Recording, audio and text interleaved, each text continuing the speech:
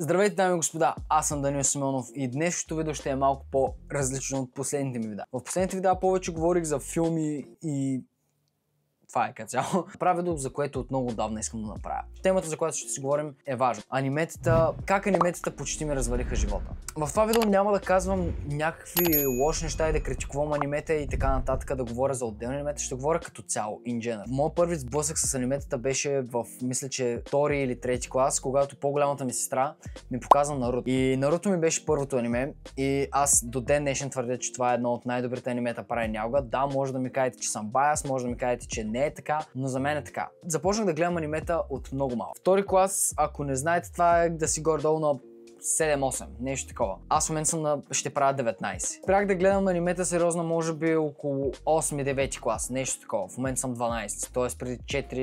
преди 5-4 години, нещо такова. И какво разбрах? Какви проблеми имах аз с аниметата? Проблемът беше, че аз бях изгледал много. Аз съм изгледал, може би, съвсем сериозно над 160 анимета.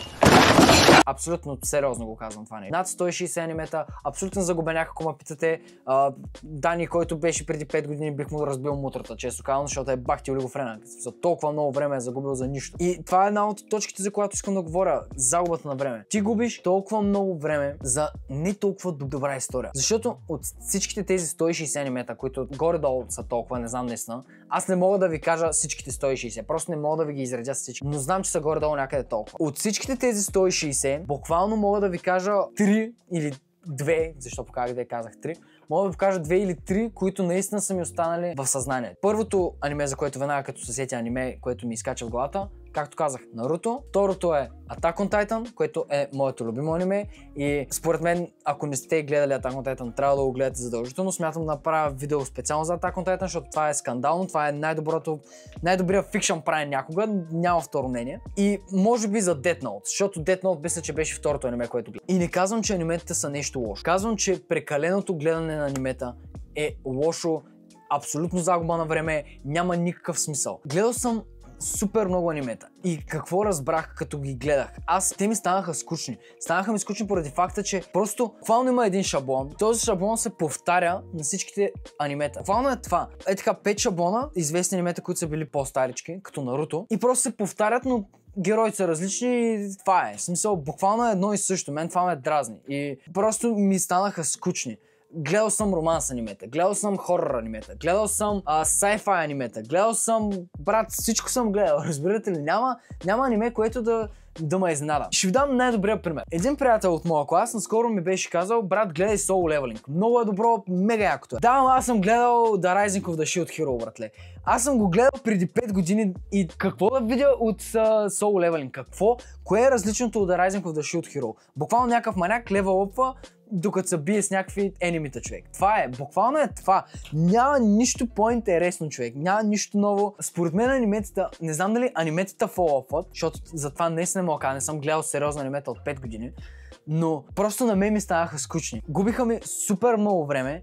Аз осъзнах, че почнах да се променям и да почвам да се държа с едно съм в някакъв аниме герой. И това си го признавам, че си бях кринджаво шибано лапе. И се надявам хората, които са по-малки в момента и гледат анимета, моля ви, ако гледате много анимета, просто ги гледайте, наслаждавайте се, но не дейте да си мислите, че сте аниме герой. Ще ми благодарите като порастете. Изглеждате смешно, аз съм изглеждал смешно, аз съм бил там. Ако много вакеф някой герой, може да си го сложите за профила, но не си слагайте депресиращите аниме профилни. Смешно е, не дейте. Бил съм там. Като голям батко ви предупреждавам, просто не го правете, няма смисъл. На никой не му пука за вас, за да ви кажа нещо. Друг проблем, който открих, беше, че аз си губих много от съня за това. Има много анимета, които са кратки, примерно по 12 епизода, които аз съм правил много пъти такива маратони, харесвам с някой аниме, което е 12 епизода и просто го ланшотвам, гледам го за една вечер и това не е окей, защото не спиш.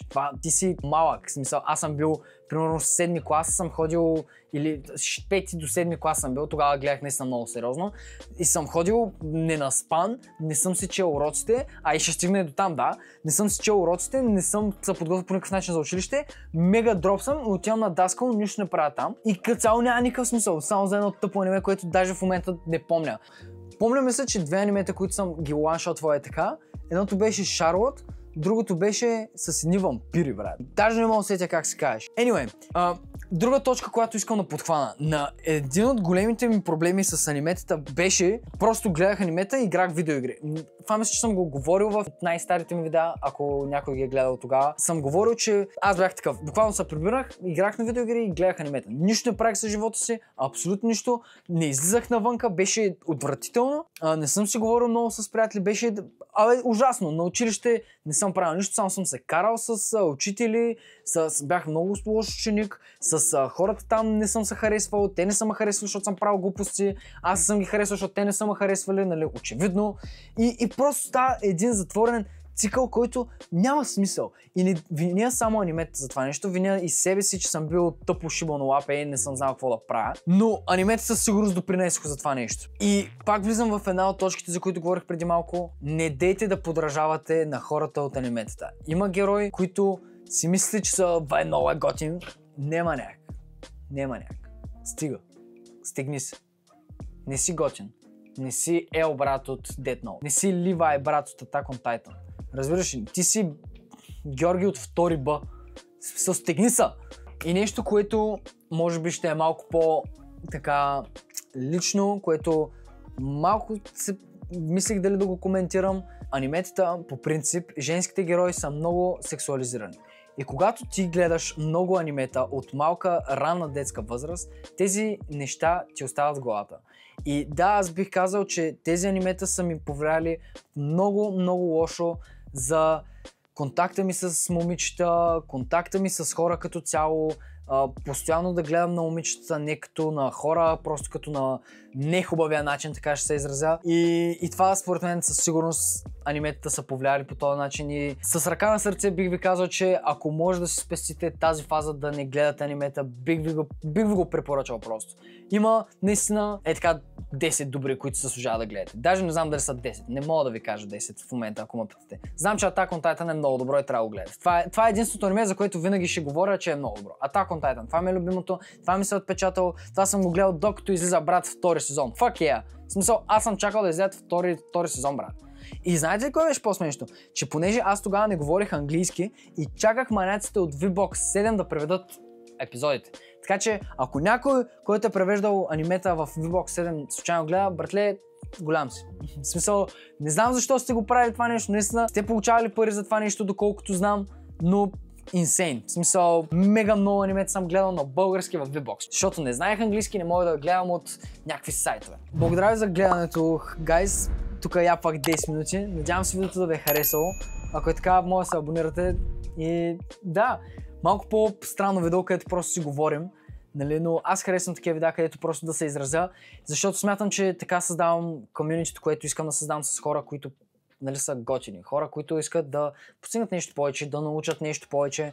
Както и за филмите. За филмите аз не го казвам просто така, за да създам видео, а защото аз обичам да говоря за филми, обичам да говоря за сериали, за игри и така нататък. Надявам се нещата, които качвам да ви харесват от коментарите, които между другото много благодаря за всички коментари, които са активно настроени коментари. Наистина получих бая коментари напоследък, като почнах наистина се старая да качвам някакви готини неща, за което наистина много ви благодаря. Много се радвам, че видеята се харесват и малко по малко ще стигнем до там, докъдето искам да стигна.